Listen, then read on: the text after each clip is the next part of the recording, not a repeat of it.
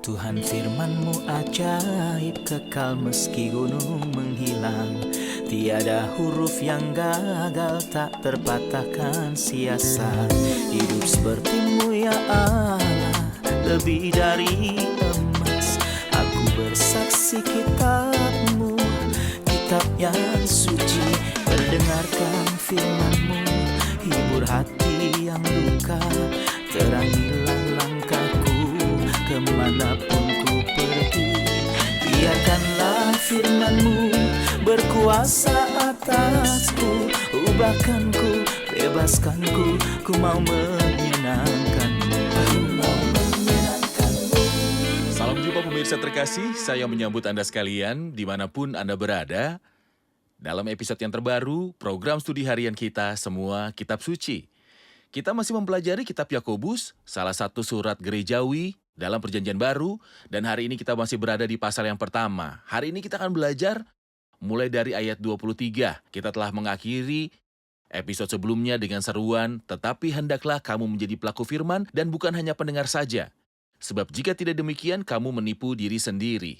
Dan kita tahu kita punya peran untuk dimainkan dalam setiap firman ini. Firman Tuhan, firman kudus. Yang penting bukanlah apa yang kita dengar, tetapi bagaimana kita mendengarnya. Ketika kita mendengarkan firman ini, kita harus mendedikasikan seluruh indera kita untuk itu dan seluruh motivasi kita untuk menjadi pelaku firman dan bukan hanya pendengar saja. Firman Tuhan layak untuk didengarkan dan dihayati serta diterapkan dalam kehidupan kita terlebih dahulu sebelum memberitakannya kepada orang lain. Hari ini kita akan mulai bagian berikutnya dimulai dari ayat yang ke-23. Untuk memulai izinkan saya untuk menyambut tamu kehormatan di studio, para hamba Tuhan, Dr. Moheb Nasif dan Dr. Osama Atef. Selamat datang para hamba Tuhan. Terima kasih. Kami juga menyambut hadirin di studio, selamat datang. Pemirsa terkasih, kita akan memulai pembelajaran sesaat lagi, jadi tetaplah bersama kami.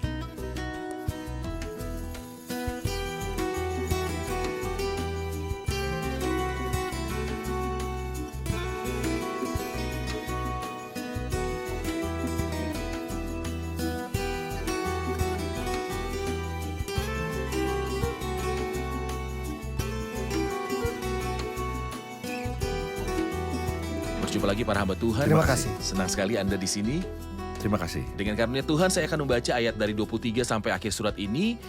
Dan kita masih berada dalam pasal pertama surat Yakobus. Yakobus 1 ayat 23.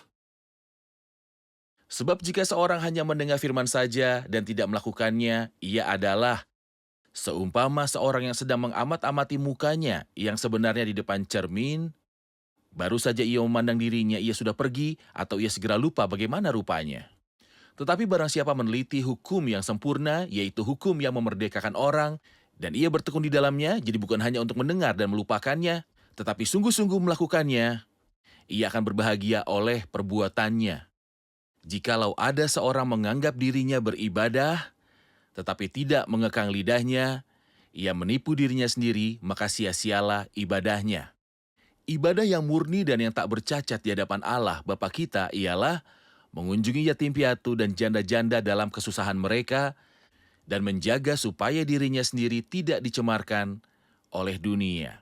Ayat 23 dimulai dengan berkata, sebab jika seorang hanya mendengar firman saja dan tidak melakukannya, ia adalah seumpama orang yang sedang mengamat-amati mukanya yang sebenarnya di depan cermin.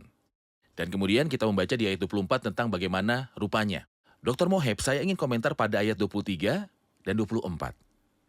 Firman mengungkapkan kebenaran dari segalanya. Firman memeriksa hati. Firman itu ringan. Ia menyinari orang tersebut dan cahayanya adalah cahaya ilahi yang membawa hati nurani manusia di hadapan Tuhan.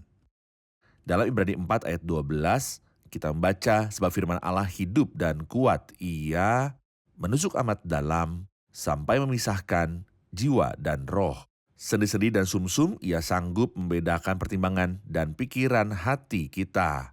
Kemudian sang penulis melanjutkan, dan tidak ada suatu makhluk pun yang tersembunyi di hadapannya. Dari sudut pandang Tuhan, meskipun penulis sedang berbicara mengenai firman Tuhan, sebab segala sesuatu telanjang dan terbuka di depan mata Dia yang kepadanya kita harus memberikan pertanggungan jawab. Yang kepadanya kita bertanggung jawab. Maka firman, karena itu adalah firman Tuhan, hidup dan berkuasa. Itu membawa Tuhan ke dalam situasi di hadapan hati nurani manusia. dan bawa hati nurani manusia ke hadapan Tuhan. Dan saat itu mengungkapkan kedalaman serta kesalahan dan kekurangannya.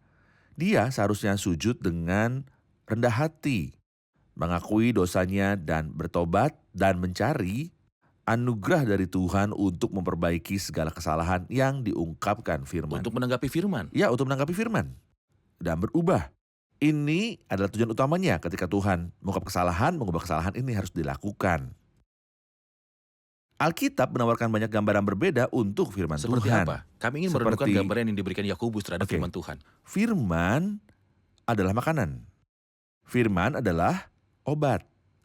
Firman adalah air, pedang. Firman adalah pedang. Dan firman adalah cermin. Firman itu adalah api. Dan palu yang menghancurkan batu berkeping-keping. Maka firman Tuhan memiliki banyak gambaran di dalam Alkitab. Di sini Yakobus mengibaratkan firman itu seperti cermin. Kita semua tahu manfaat cermin. Tidak ada seorang pun, baik laki-laki atau wanita, yang tidak menggunakan cermin.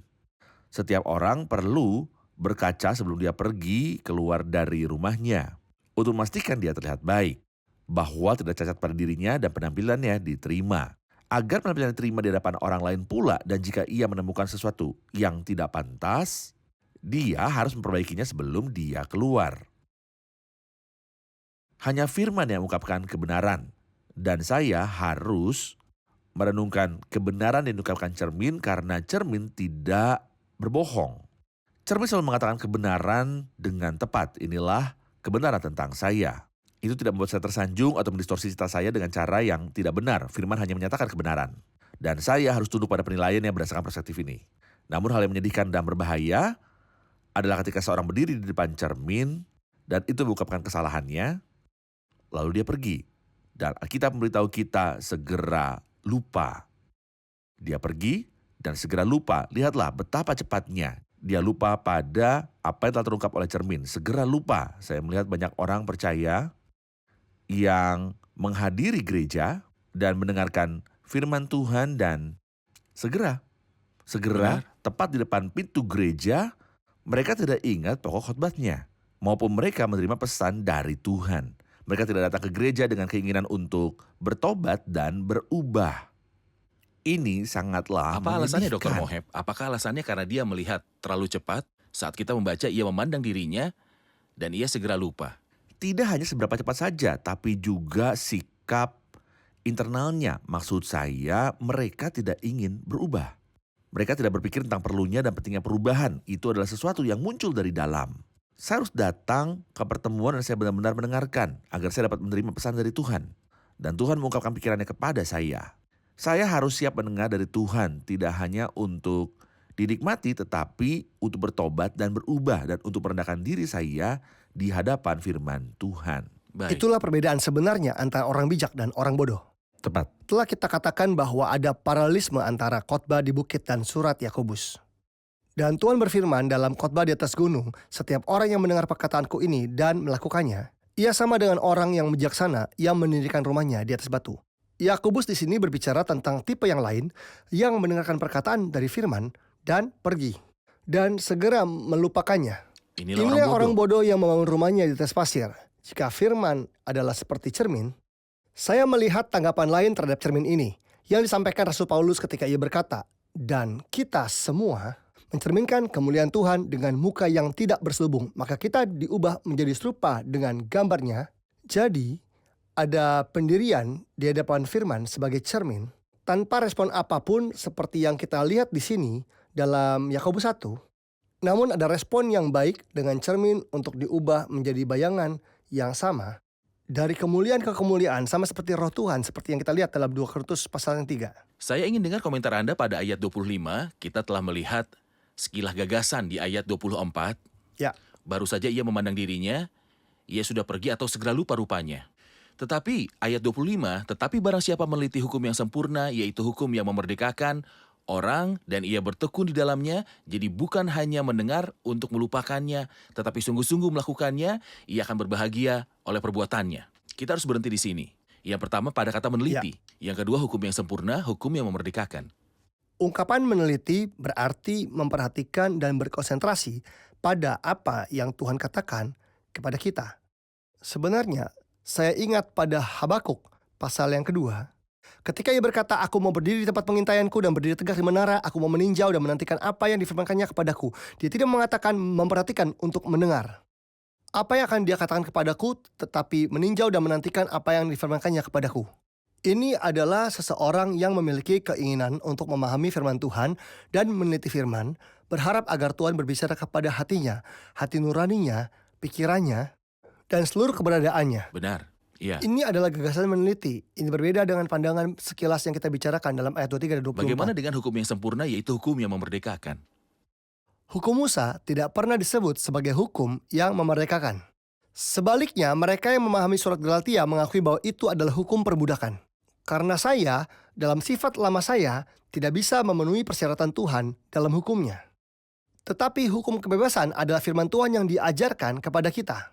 Baik di sini dalam surat Yakobus, atau seperti yang saya tunjukkan di awal khotbah di bukit, karena Tuhan memberikan kita sifat baru. Hukum ini adalah kebebasan bagi saya. Persis seperti perintah untuk semua binatang yang berjalan dengan 4 kaki, katakanlah seekor keledai, untuk terbang. Seekor keledai tidak dapat melakukan hal seperti itu, namun berbeda jika elang. Itulah kebebasan. Begitu juga dengan firman Tuhan kepada orang yang dilahirkan kembali. Itu adalah hukum kebebasan. Benar. Tapi bagi orang berdosa, itu adalah Apa perbudakan. komentar Anda, Dr. Mohen? Orang beriman secara alami akan mematuhi firman. Karena Kristus memberi mereka semua kemampuan untuk menghidupi kehidupan yang mulia. Dia memberi mereka sifat baru, Roh Kudus berdiam di dalam mereka dan kehidupan surgawinya. Jika dia membiarkan orang-orang beriman sendirian, mereka tidak akan mampu untuk mentaati firman Tuhan. Orang percaya menjadi ciptaan baru yang telah diciptakan untuk kehendak Allah dalam kebenaran kekudusan yang sesungguhnya. Dan perintah-perintah Allah tidak membebani manusia baru dan sifat baru. Dia akan bertindak secara alami, dia akan melakukannya persis seperti yang Kristus ingin dia lakukan. Mereka peka terhadap Tuhan. Ketika Tuhan melihat mereka, Tidak mereka akan berpura-pura. mengerti. Jadi Tidak ketika orang berpura-pura. percaya mendekati firman, entah itu perjanjian lama atau ajaran Kristen dalam surat Paulus misalnya, dia tidak mendekat kepada firman Tuhan karena takut akan penghakiman Tuhan ataupun takut akan murka Tuhan. Saya tidak membaca Alkitab setiap pagi agar Tuhan berkenan pada saya dan tidak ada malapetaka yang menimpa saya. Jika saya mendekati Alkitab, meskipun itu adalah kitab yang sempurna, dengan cara ini, hal ini menjadi sebuah perbudakan, bukan Tepat. hukum kebebasan. Ya, Saya tidak menyembah Tuhan untuk menghindari murkanya.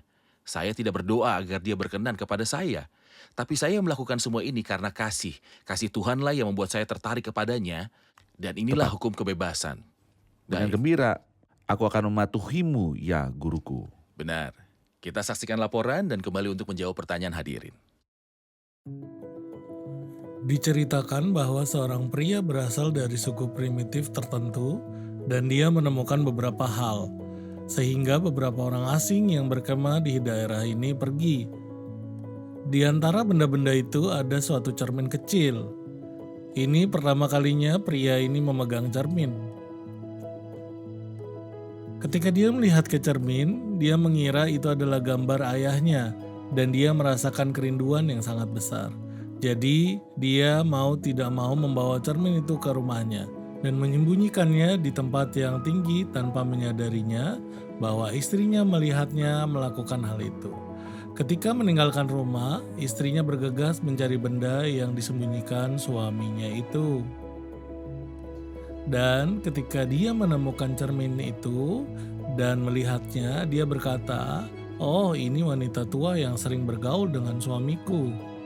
Mungkin kita tersenyum mendengar cerita ini, tetapi itu mungkin mudah bagi kita juga untuk membaca Alkitab dan berpikir bahwa itu menggambarkan kondisi orang lain. Tetapi itu menggambarkan saya dan juga Anda pemirsa terkasih sebelum menggambarkan orang lain yang ada di sekitar kita. Dalam ayat 26, jika seseorang menganggap dirinya beribadah tetapi tidak mengekang lidahnya, ia menipu dirinya sendiri, maka sia-sialah ibadahnya. Apa arti kata beribadah dan agama yang tidak berguna? Mungkin kita tidak menemukan kata beribadah dan agama banyak di dalam kitab Perjanjian Baru. Mohon penjelasannya Dr. Moheb. Kita melihat bahwa surat Yakobus dianggap sebagai jembatan antara perjanjian lama dan perjanjian baru, dan antara dispensasi Yahudi dan kekristenan. Benar. Jadi ungkapan ini adalah ungkapan Yahudi. Yudaisme adalah suatu agama, dan Paulus berbicara tentang itu dalam Galatia pasal 1. Dan di dalam agama Yahudi, aku jauh lebih Dan maju. itu adalah agama dari Tuhan. Ya, itulah agama dari Tuhan. Namun, kekristenan bukanlah agama sama sekali. Agama adalah seperangkat praktik, kewajiban, dan ritual yang mempunyai urutan tertentu di mana agama ini dianut. Agama berhubungan dengan bumi dan kedagingan manusia. Dalam agama Yahudi, manusia wajib untuk mentaati perintah-perintah hukum dan tunduk kepada peraturan hukum. Dan ketika seseorang melakukannya, dia menjadi puas dengan dirinya sendiri. Benar. Terlepas dari persetujuan atau ketidaksetujuan Tuhan. Hati nurani orang ini menjadi tenang. Hati nuraninya menjadi tenang dan percaya Kalian bahwa harus dia baik dilakukan. sampai taraf tertentu. Inilah jalan agama seluruh dunia, tidak hanya di Yudaisme. Yudaisme adalah gambaran agama yang paling transenden.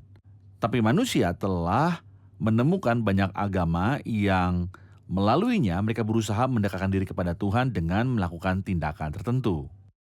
Terlepas dari penerimaan Tuhan atau tidak, ia menjadi puas sepenuhnya dengan dirinya sendiri setelah melaksanakan tugas tertentu. Namun di sini Yakobus berkata, jika seorang menganggap dirinya beribadah, artinya jika seseorang sangat menganut kepada agama atau dengan tegas mentaati kewajibannya dan senang dengan dirinya sendiri, tapi gagal dalam satu hal, bahwa dia tidak bisa mengendalikan lidahnya, maka dia gagal dalam semua kewajibannya, semua ritual, semua praktek, dan segala gambaran keberagaman yang dia lakukan.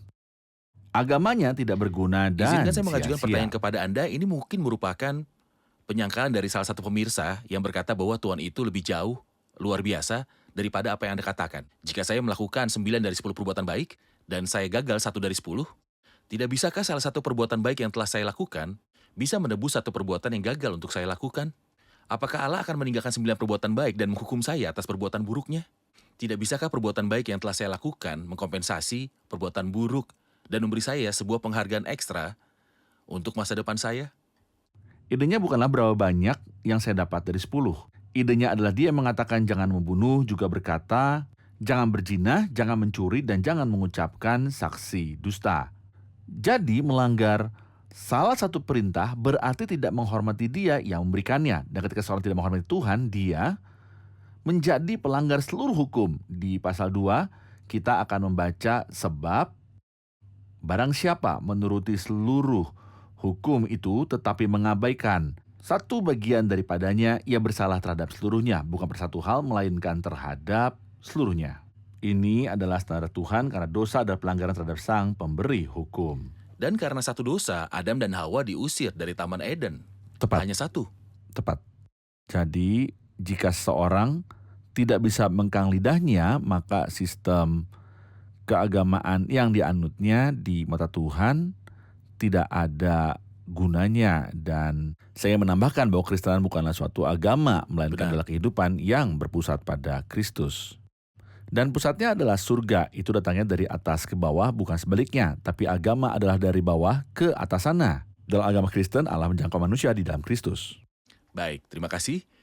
Saudara Osama dari ayat 27, setelah berbicara tentang agama yang sia-sia, di mana orang yang tidak berguna menganggap dirinya religius dan baik sampai taraf tertentu, ia hanya kekurangan satu hal, yaitu kemampuan untuk mengendalikan lidahnya. Iya. Sehingga ia kehilangan semua perbuatan baik yang dilakukannya. Yakobus katakan ibadah yang murni yang tak bercacat di hadapan Allah Bapa kita ialah mengunjungi yatim piatu dan janda-janda dalam kesusahan mereka dan menjaga supaya dirinya sendiri tidak dicemarkan oleh dunia. Ungkapan ibadah yang murni dan tak bercacat. Apa yang Anda lihat dalam kata-kata ini? Ungkapan agama yang murni tidak berbicara tentang apa yang saya yakini dan pikirkan secara internal, tetapi tentang perilaku lahiriah agama saya. Di sini kita tidak melihat keyakinan, dan Yakobus secara umum tidak mempermasalahkan apa yang ada dalam diri manusia, baik itu hawa nafsu ataupun iman. Dia berbicara tapi dia tentang selalu perilaku. berbicara tentang perbuatan baik. Jadi sebelum itu dia berkata, ia akan berbahagia oleh perbuatannya. Inilah penekanan utama dalam surat ini. Ini Benar. adalah surat kebenaran yang praktis. Ya, Jadi ketika dia berbicara tentang agama yang murni, dia berbicara tentang perilaku lahirianya, yang adalah mengunjungi yatim piatu dan janda-janda dalam kesusahan mereka dan menjaga supaya dirinya sendiri tidak dicemarkan oleh dunia. Benar, terima kasih. Dr. Moheb, ketika Yakobus berbicara tentang praktik-praktik lahiriah ini atau kebenaran praktis, dia memberitahu kita dua hal. Mengunjungi yatim piatu dan janda-janda dalam kesusahan mereka, dan menjaga supaya dirinya sendiri tidak dicemarkan oleh dunia. Saya hanya ingin mengambil aspek pertama, mengunjungi yatim piatu dan janda-janda dalam kesusahan mereka, sebagai tindakan yang wajib dari kasih karunia yang hendaknya dilakukan orang percaya selama berada di bumi sebagai tanda kebenaran imannya. Silakan. kita tahu bahwa Tuhan adalah kasih dan bahwa Tuhan itu terang. Tuhan adalah kasih berhubungan dengan bagian pertama ini. Orang-orang percaya mengambil bagian dalam kodrat ilahi Allah, yaitu kasih. Jadi dalam hati mereka terdapat belas kasihan, kebaikan, dan kasih sayang, serta kehangatan hati yang lembut. Mereka bersimpati dengan orang miskin, anak yatim, orang asing, dan janda. Bahkan dalam perjanjian lama, Tuhan memerintahkan umatnya berbuat baik kepada para janda dan anak yatim piatu. Tuhan sendiri digambarkan sebagai pembela para janda dan ayah dari anak-anak yatim piatu. Tinggalkanlah anak-anak yatimmu, aku akan menghidupi mereka. Biarlah janda-jandamu menaruh kepercayaan kepadaku. Yeremia pasal 49. Maka menunjukkan kebaikan terhadap anak yatim dan janda adalah suatu hal yang mendasar dan salah satu buah dari iman yang benar. Karena itu menunjukkan hati orang beriman yang mengambil bagian dalam sifat ilahi sama seperti Kristus dalam hidupnya, merupakan sahabat orang miskin dan mereka yang membutuhkan. Dia Benar. bersimpati dan memiliki belas kasihan untuk orang banyak. Anda seorang Kristen dan Anda memiliki keputusan yang harus diambil. Ada seorang janda Kristen di hadapan Anda dan satu lagi yang bukan Kristen. Kepada siapa Anda akan berbuat baik? Untuk keduanya, Adakah ayat dalam Alkitab yang memerintahkan kita untuk berbuat baik kepada semua orang? tentu. Di mana? Rasul Paulus berkata, karena itu, marilah kita berbuat baik pada semua orang, tapi terutama kepada kawan-kawan kita seiman. Inilah hati Kristus, segala karya Kristus yang dia telah lakukan, namun bukan untuk Dia orang tidak diskriminasi. percaya. Siapapun sama sekali. Kan dari mereka yang tunjukkan rahmat dan kebaikan, Tuhan adalah orang-orang kafir. Dia memberikan belas kasihan kepada dunia yang sengsara dan miskin yang mengeluh karena dosa. Rasul Yohanes berkata, barang siapa melihat saudaranya menderita kekurangan tetapi menutup pintu hatinya terhadap saudaranya itu, bagaimanakah kasih Allah dapat Benar. tetap dalam dirinya? Dan di sini di pasal 2 kita juga membaca, jika seorang saudara atau saudari tidak mempunyai pakaian dan kekurangan makanan sehari-hari, dan Anda tidak memberi mereka kebutuhan mereka dan memberitahu mereka, selamat jalan, kenakanlah kain panas dan makanlah sampai kenyang. Lalu di manakah iman yang aktif? Di manakah buah sejati yang membuktikan bahwa Anda memiliki sifat baru? Benar, jadi ajaran Kristen dan kehidupan Kristen membuktikan bahwa kebaikan harus dilakukan kepada semua orang. Tidak ada Ya. diskriminasi dalam Alkitab antara satu kelompok dengan kelompok Tidak lainnya. Sekalipun orang tersebut adalah penyembah berhala, non-religius, ataupun ateis. Tindakan belas kasihan harus diberikan kepada semua orang yang membutuhkan. Inilah ajaran Alkitab bagaimana seharusnya hidup seorang Kristen. Tuhan berbuat baik kepada orang Yahudi dan orang Samaria dan orang bukan Yahudi. Benar. Setelah pernyataan pertama Yakobus mengunjungi yatim piatu dan janda-janda dalam kesusahan mereka, dia berkata dan menjaga supaya dirinya sendiri tidak dicemarkan oleh dunia. Tidak dicemarkan oleh dunia. Demikianlah agama yang suci dan tidak tercemar agar berbuat baik kepada orang lain namun tetap hidup Benar. tak bercela.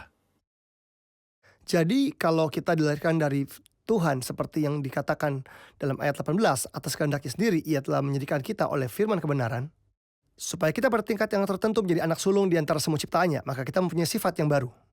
Dan kita memahami dari saudara Moheb bahwa Allah adalah kasih dan Allah itu terang. Dan karena Allah adalah kasih dan saya mengambil bagian dalam moralnya yang adalah kasih, saya mengunjungi yatim piatu dan janda-janda dalam kesusahan mereka. Dan karena Allah adalah terang, maka saya hidup dalam kekudusan dan saya tidak dicemarkan oleh dunia. Atau saya jelaskan dengan cara ini, ada peran positif yang harus saya lakukan dan kemudian ada peran negatif. Maksudnya peran positif adalah hal-hal yang harus saya lakukan. Dan maksudnya peran negatif adalah hal-hal yang tidak boleh saya lakukan. Yang harus saya lakukan adalah menyenguk anak-anak yatim dan janda-janda yang sedang kesusahan. Dan hal-hal yang tidak boleh saya lakukan adalah kejahatan, ketidakmurnian, dan kekotoran batin dari dunia ini. Dan saya ingin menambahkan bahwa kepedulian terhadap janda dan anak yatim piatu bukan berarti memberi mereka uang. Ini tidak cukup. Artinya mengunjungi mereka dan memberikan mereka waktu, usaha, tenaga, dan perhatian saya. Maka mengunjungi mereka sangat berbeda dari memberi mereka uang. Benar. Begitu banyak di sekitar kita tidak membutuhkan bantuan finansial. Saya ingat satu ayat dalam satu himne yang berbunyi, Banyak yang meminta. banyak yang meminta Benar. senyuman bukan emas. Mereka yang dilahirkan dari Tuhan ditandai oleh perilaku eksternal mereka. Keselamatan bukan karena perbuatan, bukan berarti bahwa karya tidak diperlukan untuk membuktikan realitas penyelamatan ini. Biarkan saya menyimpulkan dengan beberapa ayat. Paulus berkata kepada jemaat di Efesus, sebab karena kasih karunia kamu diselamatkan. Oleh iman, itu bukan hasil usahamu tetapi pemberian Allah. Itu bukan hasil pekerjaanmu, jangan ada orang yang membanggakan diri. Kemudian ia berkata, karena kita ini adalah buatan Allah diciptakan dalam Kristus Yesus Untuk berbuat untuk melakukan perbuatan baik yang dipersiapkan Allah sebelumnya. Ia mau supaya kita hidup di dalamnya. Inilah pekerjaan baik itu, ialah mengunjungi yatim piatu dan janda-janda dan menjaga supaya dirinya sendiri tidak dicemarkan oleh Bait dunia. dari satu himne yang membuktikan gagasan yang dikatakan Saudara Osama. Kita akhiri Kita bisa episode ini menyebutkan dengan dengan bait itu. Apakah ada ruang bagi mereka di waktu berharga Anda? Akankah mereka menemukan kelembutan dalam hati Anda yang sedang kacau? Kristus seharusnya mengajari kita caranya untuk peduli terhadap orang lain, bagaimana memberi mereka waktu dan bersimpati kepada mereka. Amin. Terima kasih. Tuhan berkati. Kita rangkum episode ini bersama hadirin.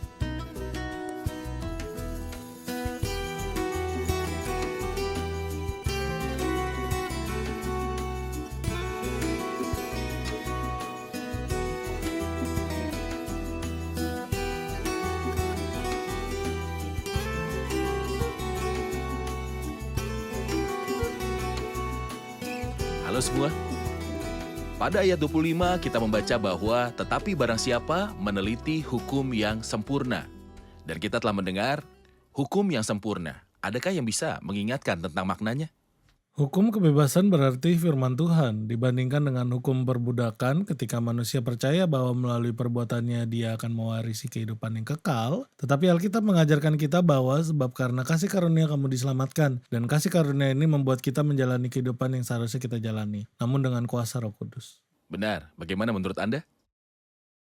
Ayat 26 berkata, jikalau ada seseorang menganggap dirinya beribadah, tetapi tidak mengekang lidahnya, ia menipu dirinya sendiri, maka sia-sialah ibadahnya. Apa arti dari kata beribadah dan maksud ibadah yang tak berguna? Kita tahu bahwa surat Yakobus merupakan jembatan antara perjanjian baru dan perjanjian lama. Jadi, Rasul di sini menggunakan ungkapan-ungkapan dari agama Yahudi untuk menyampaikan gagasannya. Dan kata beribadah berbicara tentang orang yang berpikir bahwa ia menyelesaikan semua kewajiban ibadahnya. Benar, dia melakukan semua kewajiban yang diminta darinya. Benar. Kata ibadah berbicara tentang kewajiban dan ritual. Dan dia katakan agama tidak ada gunanya. Mengapa? Karena dia tidak bisa mengekang lidahnya. Dia telah tersandung dalam dosa di hadapan Tuhan yang Maha Kudus. Bagaimana? Benar. Baik. Benar. Terima kasih semua. Terima kasih para hamba Tuhan.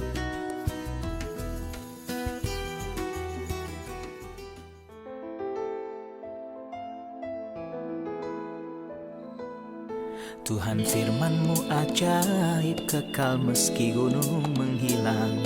Tiada huruf yang gagal, tak terpatahkan siasat. Hidup seperti-Mu ya Allah, lebih dari emas. Aku bersaksi kitab-Mu, kitab yang suci. Mendengarkan firman-Mu, hibur hati yang luka. Terangilah langkahku kemanapun ku pergi. Biarkanlah firman-Mu berkuasa atasku. Ubahkanku, bebaskanku, ku mau menyenangkan-Mu. Tuhan firman-Mu ajaib, ubah dan bebaskan aku.